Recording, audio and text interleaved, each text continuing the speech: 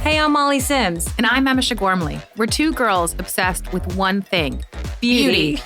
And by that, we mean everything that makes you look And feel beautiful. We're calling on our favorite health experts, industry insiders, and friends to answer all your beauty questions. With a drink in hand. Definitely with a drink in hand. You're listening to Lipstick on the Rim with Molly Sims.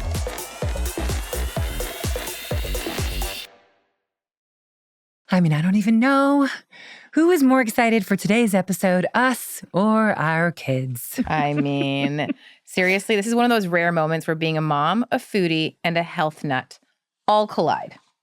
We are definitely the cool moms today. We are very excited for today's guest. Jennifer Zeszut is with us. She is proof that you can have it all. You can have fun food, clean ingredients, powerful nutrition, and in a brand with a major personality. Jennifer is a 4-time CEO. Trust me, 4 times she's done it. She was my boss at one of them. A 3-time founder and currently the fearless leader of one of our favorite brands, Goodles. The brand that's taken over our pantries and totally reimagined what is healthy comfort food. So all the moms out here, listen up. And today we're diving into her secret sauce. Building a brand with heart, making food that actually does something. Why mac and cheese? How many times you heard, can I have mac and cheese? Can really be both fun and functional, packed with ingredients and help you feel full, help you fuel your family and nourish you from the inside out. So amazing. I have known Jen. Emese was her first boss at Cerebelli, her only boss at Cerebelli. Yeah, my boss at Cerebelli. We met, in 2017, 18? Yeah. Because it was right after 17, something like 17. that. Right. I started working for Cerebelli back then. 2017? 17. It was You predated me. Yeah, I was the first. I was a founding partner, technically, whichever that means. Yeah. And then Jen You came on were board. really the brainchild for the brand from the very, very beginning. From the beginning. So. And then We had such little kids. And again, to your point, it's like what was something that there was a white space in the baby food industry? What was that? Well, how could you interrupt it, which is what exactly you've done with Goodle. I mean, I get asked, can I have mac and cheese every single day? I think every mom, and it's been very hard to find good mac and usually cheese. like healthy food that's good for your kids Tastes to terrible. eat tastes like butt. Right. We adults, if it's good for us, we kind of choke it down. Yeah. Kids are not going to do that. They're spitting it out in the sink in like 1 second flat if it doesn't taste good. And so usually, as you know, it's the fight between what they want versus what, as a parent, what you want them to eat. And it's rare, like the Venn diagram, very few things sit in the middle of that. So it is kind of magical to have something that they want and that parents want them to eat. Let's start from the beginning. Before Goodles, you had already led multiple companies and built a few from the ground up. What was different this time around, and what on earth pulled you toward reinventing mac and cheese? Oh my gosh. Well, as Emese well knows, I had just come off a very challenging startup experience, and there was 0% chance that I was ever going to do another one anytime soon. And I was doing other things. I was consulting. I had a job offer, like a normal company with a normal salary and a normal everything. And I was all excited to finally just like go be a normal person. And it was actually Molly Mache, our amazing head formulator contractor at Cerebelli, who is a friend and an incredible food scientist. She pinged me and she said, you got to talk to this guy. He has this idea, but he needs a founder and a CEO, like someone to actually run it. And I said, Molly, there is 0. I am never going to do this again. Life. Yes, cannot do that again. And it's all of your heart, it's your soul, it's your money, it's your time, it's like everything. And I just was not ready to do it again. She said, just do me a favor and just talk to him. So this is Paul Earle, my amazing co-founder. And we talked for 15 minutes about mac and cheese. And I walked into the kitchen and I didn't even say a word. My husband looked at my face. He goes, no way. You are starting another one? And I said, oh my God, I'm starting another one. But it was literally like, Paul and I talk about it. to start a business is such a big decision, and you really have to make sure that all of the stars are aligned, that and this one just feels like, in Vegas, if you play the slot machine, you're getting nothing if it's not like cherry, cherry, cherry, cherry, cherry. One banana and you're getting nothing. So this one just felt like this opportunity. I mean, it's like just all the cherries. All the cherries. You have these like asleep at the wheel, big old brands that have not reformulated nutritionally, haven't reimagined. The branding is all stale. The nutrition is stale. It's a beloved category that everyone has like a nostalgic pull towards. And we just knew that we could bring some life and some energy. I remember to the space. getting the test packet. I remember seeing the test packet of Goodles. And it was actually, we were out in the Hamptons together. The little baggies. The little baggies. Weird And you were like, do noodles it and this way. stuff. And I was like, okay, let me mix this. And I was like, holy crap, this is delicious. Okay, it wasn't delicious at the start. We sent you many disgusting baggies. Many disgusting, but even the ones that were disgusting weren't disgusting. They just weren't where they ended up being today. Yeah. But they were delicious. And like, there's something about, like, I have such fond memories. Truly, one of my favorite memories of being in middle school is, I don't know how on earth, I don't think they would let kids do this anymore, but they would let us go home for lunch. And my friend, Elisa Chaplick, lived across the street from school, and we would walk over, and her babysitter would make us white. It was called President's Choice from Loblaws, white macaroni and cheese every single day. And I was like, this is living. I am so happy. I would chow down on that mac and cheese, and it was the best mac and cheese. And I have that memory. That is that nostalgic pull. Like sometimes my kids are obsessed with Goodles. Obsessed. I mean, my young one, Gray, he could have mac and cheese at every meal. I mean, it doesn't, like, he loves it, loves. And that's so rare that both kids and adults, there's very few brands that kind of span both. You end up eating it. Right. I mean, I don't mean this. You're like stirring it. You're like, but I'm like, it's Goodles, so it's okay. It's fine. I'm eating it. Do you sneak like as many bites as you can before they notice? Yeah. Gotcha. Totally. Same. What was that aha moment? I think for us, I mean, it was, yes, the competitors. One competitor is 86 years old. Another competitor is, 30 plus years old. And they just hadn't evolved nutritionally. And we had Molly. She's our secret sauce. So like, if anyone can make it, our Molly, sorry, we have you. We have there's another. the other amazing Molly. And we knew we had Molly. But honestly, the true aha moment that was like, I think there's actually an even bigger idea here was that our two wonderful, esteemed, large competitors really conceive of mac and cheese as for little kids. So they are, noodle art to do with your 3-year-old on the back of the box and push the bunny's tail to open the box. Yeah. And we were really thinking, it should not just be for little kids anymore. Young adults like mac and cheese. They do. Yeah. And you have this nostalgic feel about it. Maybe you ate it at the dorms, but we would talk to 20-year-olds and 30-year-olds and they'd be like, totally closeted about their love of mac and cheese. They're like, oh my God, my boyfriend and I just ate it last night, but I didn't tell anybody. And it's like, wow, if we can make this cool and pitch it a little bit adult, like to that 20s or 30s, and bring young adults back to mac, then we're not fighting a dog fight with Kraft and Annie's over who can rent cuter kids for their commercials and all that kind of stuff. We could skate to white space, which is more adult, not just for kids anymore. Adult flavors, adult nutrition, adult marketing, a little bit wittier, funnier, all of those sorts of things. And they kind of can't follow. And if we were right in our guess, then we'd be growing the category by bringing a ton of people back to mac and cheese who have not eaten it before. And that's exactly what you've done. That is exactly what we've done. The data has borne out. But that aha moment, which is, what if we did this and it wasn't just for little kids? If it was not a kiddie brand, but a more sophisticated brand. And I think that's the Tell us what moment. makes Goodles healthier or healthy, period. And also, I want you to answer, what do you think people are getting wrong about what it means to eat healthy? Yes. So such a good question. And there's a million different answers. But so our tagline is noodles gooder. And gooder is just a silly word and we made it up. And it is kind of nonsensical, but it is actually really important to us. It's not noodles goodest. And the idea always behind Goodles was like, it's not like the best thing in the whole, we're not trying to make it perfect. It's not like extreme nutrition. Let's just get more protein in there. So we've got 15 grams of protein in a single serving in the regular box.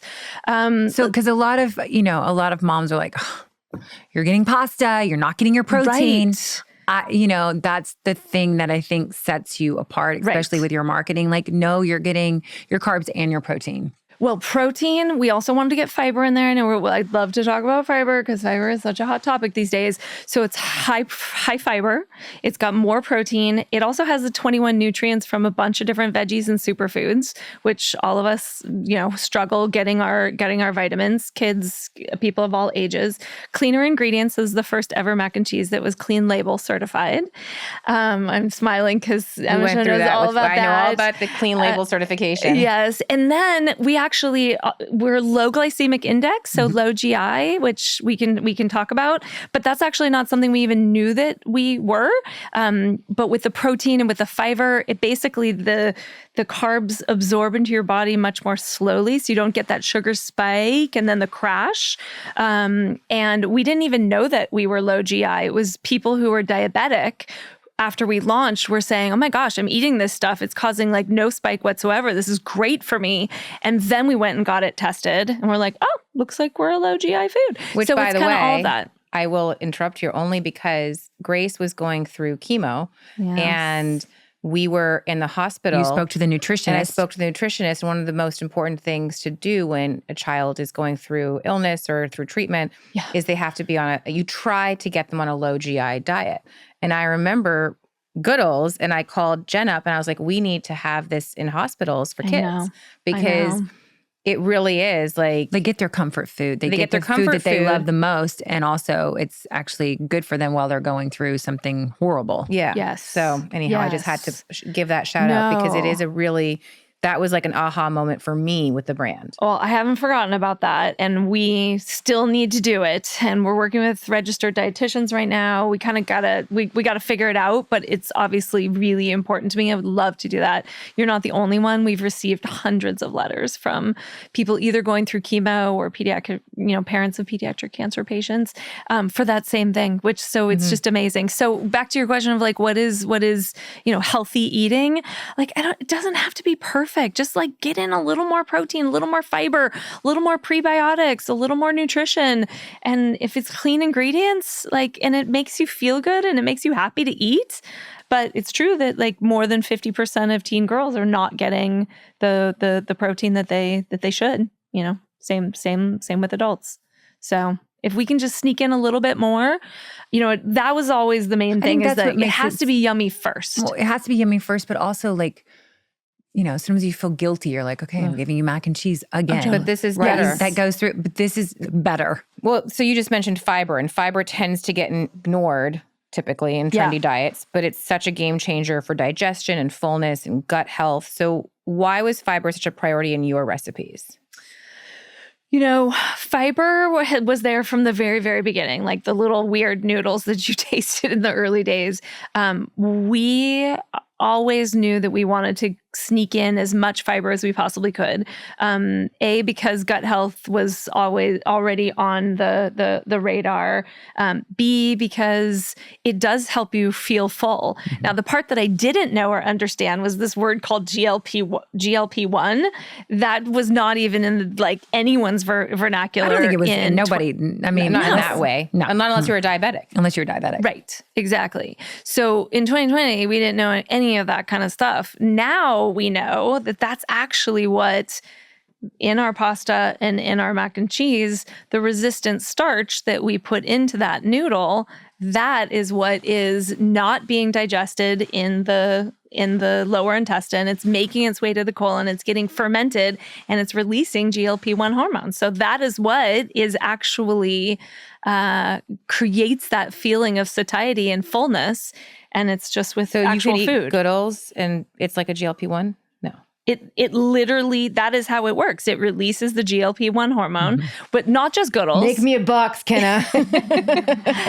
Any kind of resistant starch, there's anything that has really good fiber in it. And it doesn't That's spike. what it's doing. It's releasing the GLP-1 hormone. So yeah, food is medicine. It's incredible. I had no idea. Know. We didn't either. We figured this all out later, and now we know.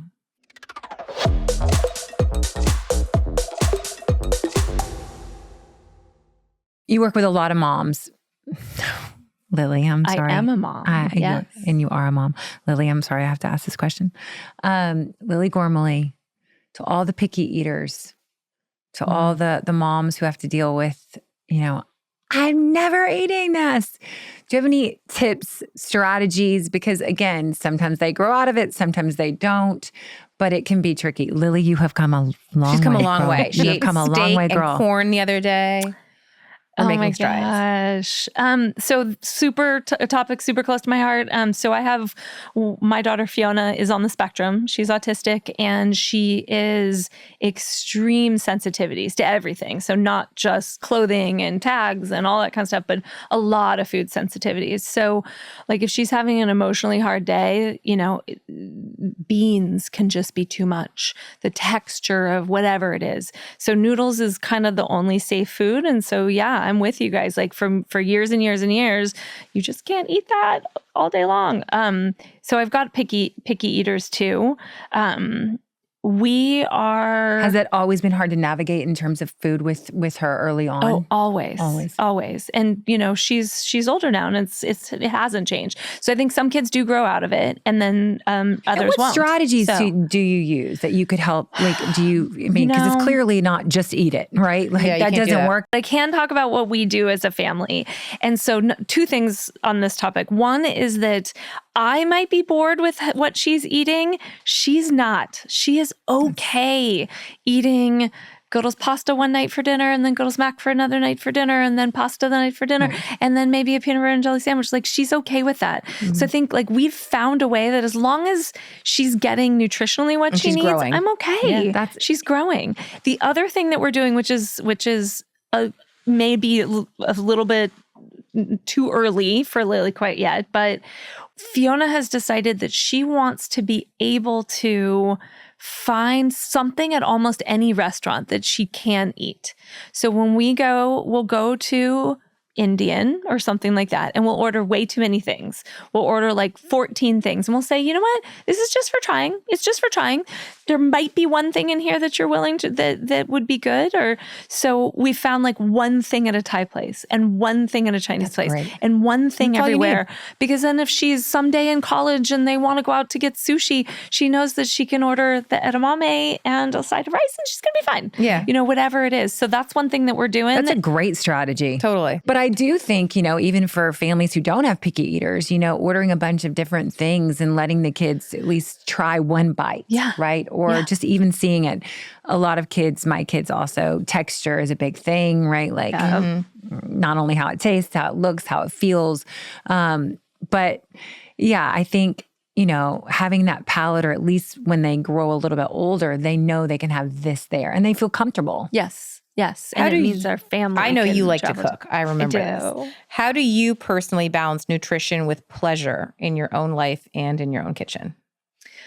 Yeah, it has evolved a lot. My relationship with food has changed a lot over the years. I think that I did go through a phase of just being really overstressed as a parent about trying to balance everything and being perfect and making sure I was cooking like perfect meals and getting them all the right stuff. We were just talking about, the moms will have like the pinwheel of cucumber and cream cheese and the rainbow bagel cut into hearts. Like, yeah. No, that was not for me because I didn't try have time for that. But it didn't last long. Yeah, but what are you doing that for? You're doing that either for you or you're doing it to make it more fun for them or something so they eat it more. I'm not quite sure why you're putting that energy into it. But I've just gotten like way more realistic about things. I think I was trying to make each individual meal perfect, but the reality is like it's over the course of like 6 months. Yeah. How did they eat? And overall, are they trending in the right direction? And we talk about food. We don't talk about food. We talk about energy a lot, like how food feels in your body. Well, I think that's the great thing about Goodles. It actually makes them feel full. Right. Which hence I have to talk about after is snack culture. Oh God, yeah. Totally. Which I want to get to, but keep going. No. We do talk about that. And it definitely dovetails into the snack thing because, I don't say no to any snacks. So if they're like, I'm in the mood for chips, it's like, great, have some chips. And I will use the opportunity 30 minutes later when they come looking for something else. I'll say, are you still hungry? Good, listening to your body. Let's get you some real food. It seems like the chips didn't really get you very far. Like that was like 30 minutes ago. Let's get you something that's going to give you energy for a little bit longer. And they're ending up with something with fiber and there's something with protein. We don't need to use those words. We just talk about having them pay attention to how things feel in their body. That's a great piece of advice. That's a great piece of advice in the sense that like listening to their body. I remember actually talking to, it might have been I don't know if it was to Eliza or Bronwyn years ago, but it was basically when you say to your kid, have one more bite, you need to have 2 more bites. You're actually telling them not to, because their stomach might actually be full. Right. Yeah. And you're like, and there's a balance because sometimes kids can be like, I don't feel like eating this. So, and then 20 minutes later, I want to go play basketball. or I want to snack after. Yeah. But I do think it's so important to teach your kids early on to listen to their own body.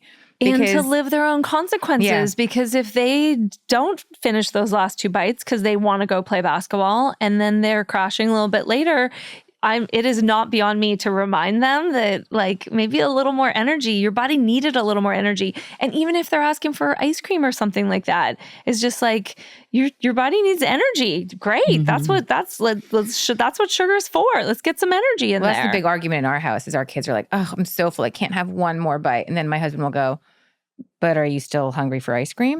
Yeah. Because apparently there's still room in there. There is that little part of your tummy carved out for little bite. Yeah. Yeah. Totally. I got the privilege of living in Europe, and I have to say, you know, there is not snacking. You don't really snack, right? I think we have to go back to your point.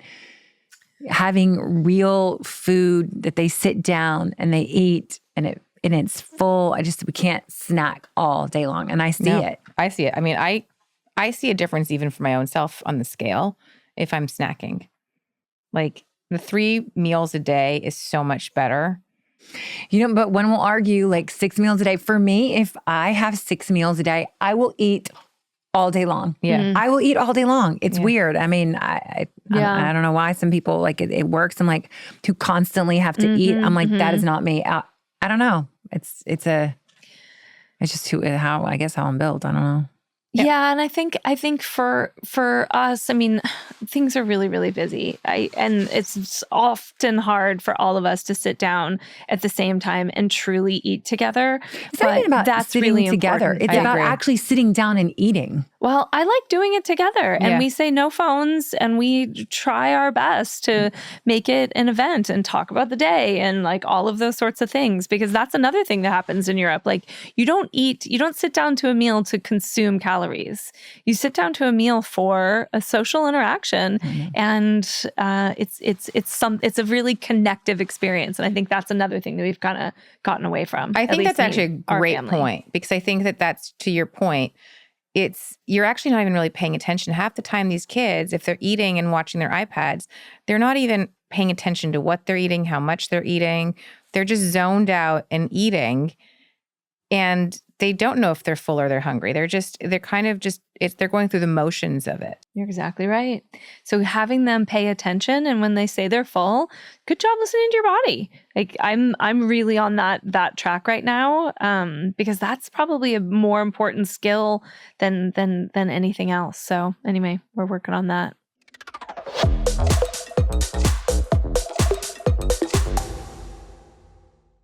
We have to talk about the new cups. Shall I say? Gosh. There's such a smart evolution. Oh my God. They're Great insane. for college kids. I need to send this to my Mac. niece. They're so my good. Gosh. They're so 11 good grams for of protein, me. 6 grams of fiber, 10 Nutrients from plants. 10 nutrients from plants. Chetty Mac. I've had this. It's delicious. And I'm not going to lie. I've had it at the office and I've heated it up and I've loved every single moment of it. I love the truffle flavor. Have you had the truffle? Mm-mm. Ooh. I'm not a truffle. That one's not in the cups. Not in the cups. Not in the cups. I'm talking about the mac and cheese. But Just in these general. cups are getting cuckoo, you guys. We thought we had 3 months worth of inventory. We sold out in 11 hours. It's something about this is really, really tapping in. I think also the convenience of it. I think it's the convenience. Yeah. Don't need milk, don't need butter for sure. We've heard a bunch of different things. They just launched and we're still sold out online. We're working really, really hard to try to get back in stock, I promise. So we can resell this for basically. It's like we can put this on the real and make some real money. Posh market.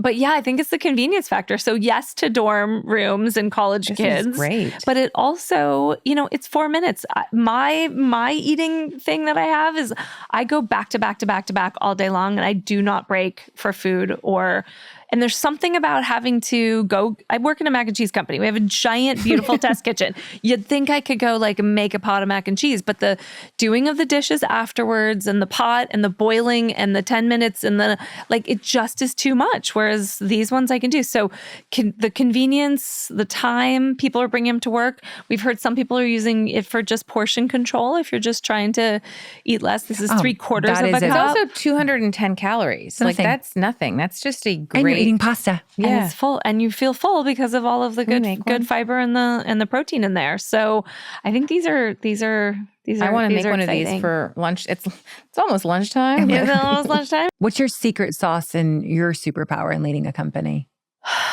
I think that I'm finally willing to admit to something. I usually say I'm the least important person at a company and my amazing team does it all. But I will admit to one superpower.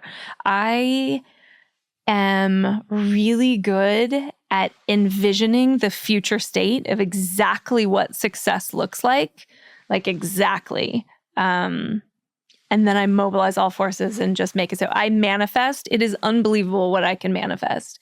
So that before I even started, we didn't have $1. I drafted the pitch deck of when we go to eventually sell our company, exactly all of the slides. I had fake charts of all of the little charts of exactly the story that I want to tell. And that is the story that you're telling. We're literally almost able to fill in almost every single one of those charts right now. It's and unbelievable. how old is the company again? 3 years, 4 years? We've been on retail shelves for 3 years. 3 years, yeah.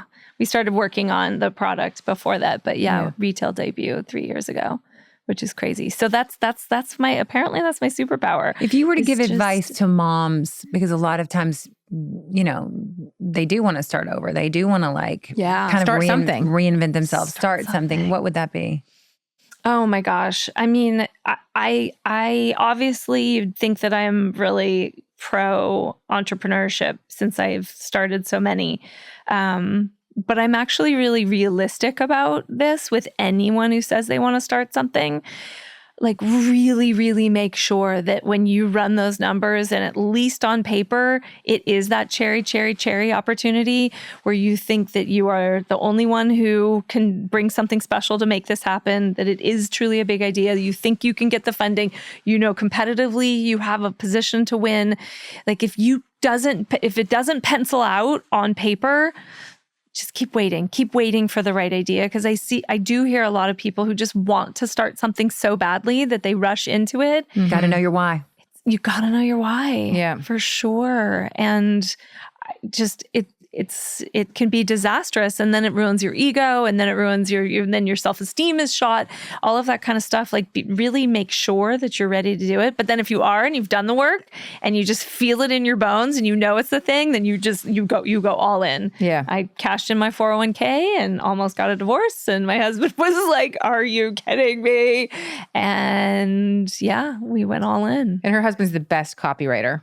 He is. We used to write copy together and have so much fun. We have lots of great She's a copywriters great at writer. Goodles. She helps me Lots a of lot. great copywriters at Goodles. But yeah, I want to say Shulagood. I think that was his name. He does a lot of the naming for our fun flavor names and stuff like that. So What would you say, having run companies, good and bad, like what are some of the worst things that ultimately have led you to some of the best things that you've experienced? oh my gosh. I mean, Without naming names. Without naming names. Yeah, I mean, I think Emese and I both know. I mean, I think you sometimes in those darkest moments where you're like, wow, I'm at rock bottom, just wait a couple years. That was actually the thing that made it all possible. And you just got to kind of trust that when a door closes, a window always opens. Mm-hmm. And if you go with that energy and that mentality, you're going to look back and say, oh my God, that's the best thing that ever happened to me.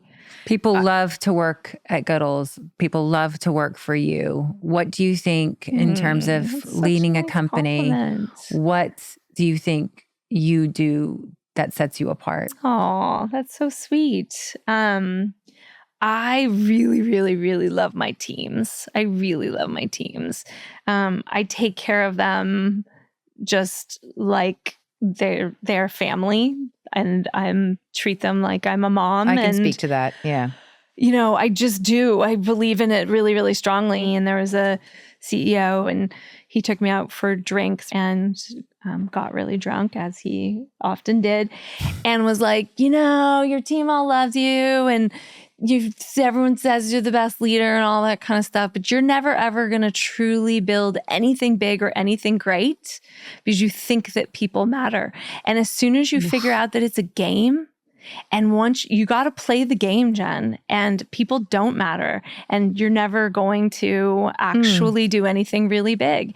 And that was a super key moment in my life and my career. And actually everyone in my company knows about that moment because it was two things. It was number one, okay, we're going to agree to disagree. And number two, he kind of was right. I do have to build something really big. Otherwise, people like that will never change their perspectives on whether or not you can be loving, caring, kind, all of those sorts of things. Because if I only ever had small things, then he can say, see, she never built anything great because she takes care of her team and she's all passionate and she's all lovey and she's all caring and she writes little notes to her team. I am a huge cheerleader, but I hope that if I do build something big, that all of those bankers and CEOs and those people who said that you can't build anything big, they're going to have to think twice. Yeah. They're going to have to say, no, actually you can. I think that People matter. People matter. but I think you're going to be able to prove that fella wrong. I think also being a mom, it's what you said, you kind of mom them. I do that. Right. But I do it because I care. Right. But I would say that a long time in my career, this is my 4th time as a CEO. I would say this is the first time that I'm actually being myself and the leader that I really want to be.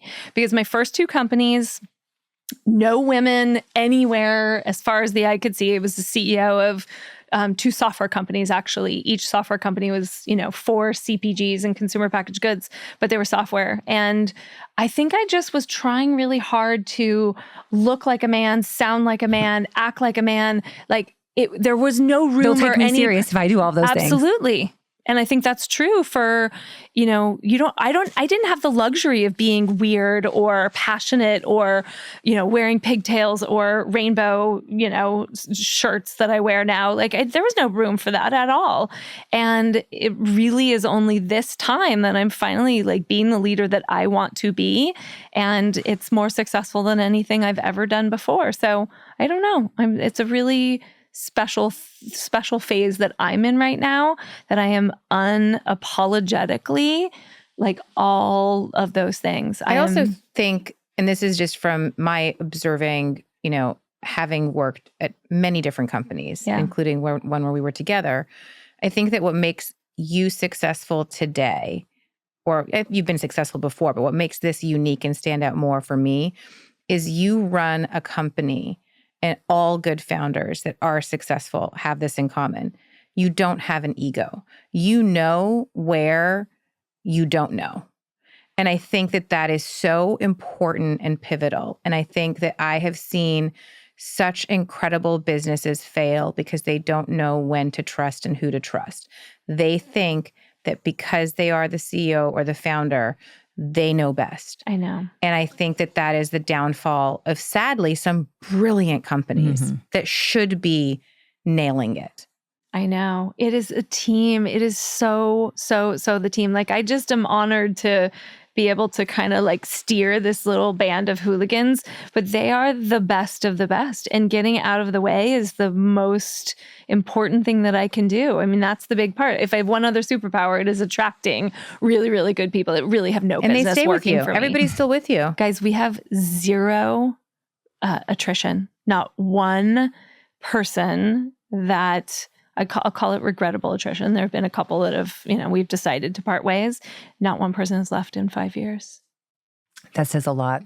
So what it says is, I think the time is now for women to be more genuine, to be themselves. I think there are models and role models out there. I think that they didn't have that before. We didn't have that before. And like the fact that, you're doing what you're doing, that you're doing what you're doing, like there are role models. And when young women now go and pitch, they're like, gosh, she reminds me of a Molly. This is cool. She reminds me of a Jen. She reminds me of an Emese. Like, this feels good. There weren't those models before. I know. So high five. So what's next for Goodles? Yeah, tell us what's next. Can you tell us? Oh, I can't tell you. You're going to have more cups. Don't worry. We're going to have more cups. Don't worry. I think that now that we know how important this kind of format is, and that how much Are we going to go flexibility- beyond mac and cheese is what I really want to ask you. Well, what's our tagline? Noodles gooder. So there's a couple different things that have noodles in it. Well, we're already in pasta, right? So the pasta is key, because people were setting aside their little cheese packets and like making up their bolognese sauce and putting it on. We're like, oh my God, that's the saddest thing. So we will definitely continue to launch new shapes and all of that, both of the gluten-free and the regular pasta. But it's noodles girder. So it allows us to kind of the freedom to go anywhere where there's there's a noodle. Interesting idea. Let me write that down. So it's a fun space to be in. But I think that's the sweet spot for us. Is it used to be a guilty pleasure. So if someone has that nostalgic feeling of love for a food, but they've walked away, or they're trying not to eat it, or if the whole cheat meal, even that phrase, I hate everything about that phrase. Yeah. We shouldn't be having cheat meals. Like, you should be able to guilt-free. And incorporate the foods that you love into your daily life. So I hope that we're moving more in that direction. I do have one piece of data around that, which is interesting. You guys can decide why this is happening, but here's some stats. I think that eating healthy, I don't know, certainly when I was growing up, was like an episodic thing. I'm going to do a week. I'm going to do a 30-day cleanse. I'm going to do a 3-day. Okay, I'm going to do a 24-hour, like whatever. Like, it was always time bounded, right? And it was very, very restrictive. Or it was like the first 2 weeks of January, or maybe the first 3 days of January with your resolutions. So in 2020, no, not in 2020, 2022, when we first got on shelves. Actually, 2023 was our first year on retail shelves. We had a really big healthy eating spike around the first 2 weeks of January, around New Year's resolutions. I'm going to eat better. I'm going to eat Goodles. And then it would kind of go back to regular baselines. The next year, that spike was like all of January and February, and then they would kind of die back down. And then we saw like all the way through maybe April, and then there's this year, which is like it's off the charts. It's all off the charts. Nothing's going back down. But I wonder, I don't know. Like, do you feel like people are starting to incorporate eating healthier, like on an everyday basis? I do. Rather than fads and diets and I do. I think it's more about, instead of being skinny, education. It's about eating. It's about being healthy. Yeah. I think we have more education now. And I think that the to your point, the whole 30, that like everything is, it's, what was the one that you eat all fat? Oh my God. Paleo.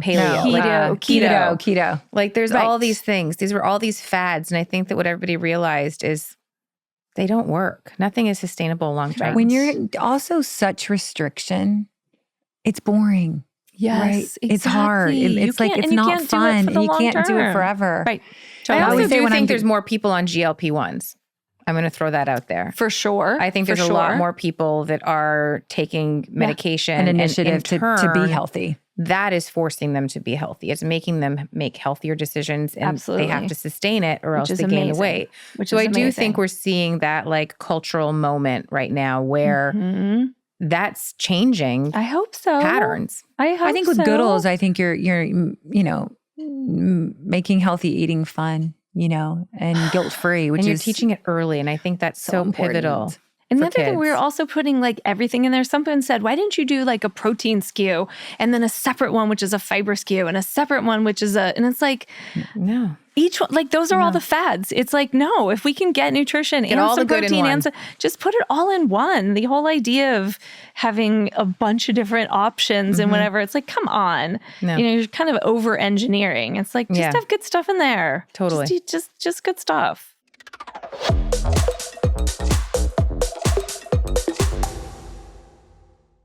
Time for rapid fire. rapid fire. Best part of your job. Oh my gosh. Every morning, log into the Slack channel. I think it's pretty much fan mail. Seeing consumers, tattoos, poems, dances, songs. I mean, it's just cuckoo fan mail. They're actually dressing like Halloween characters out of the Goodles boxes. We had It's a so Shetty fun. Mac Halloween costume. It's the craziest thing. If you could have any other job, what would it be? Architect. I think building brand worlds that make people feel things is really, really fun, but a physical space, being able to build and conceive of something that makes people feel would just be amazing. I have no idea how that would happen, but I would love to be able to be an architect. Coffee or tea? Tea. Favorite cocktail? Negronis. What's your go-to karaoke song? I mean, I have so many choices. I have an entire playlist, but probably in the context of this conversation of CEO, Faith by George Michael. Love. Most used emoji? Oof, never just use one. I got to have a pile of them. You're an emoji person. I'm an emoji like you guys person. in your necklaces. Yeah. I like to do the crazy, the one that's like the like groggy face, like that's I me like all the the time. wink or the girl dancing. I'll do unicorn cheese, rainbow rocket ship. So those are my go-tos. What's the next place you want to travel?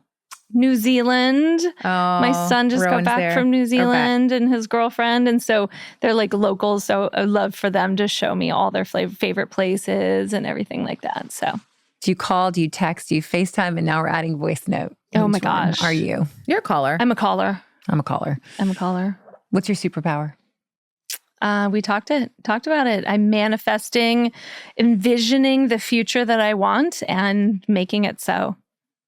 Preferred type of workout?